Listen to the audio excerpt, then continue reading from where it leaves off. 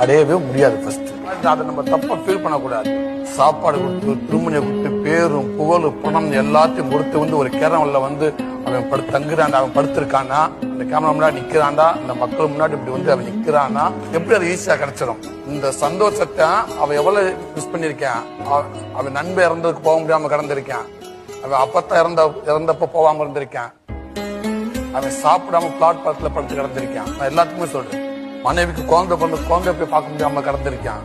வாழ்க்கை எல்லாத்துக்கும் தொலைச்சு ஒரு நாளாவது வந்துருமா.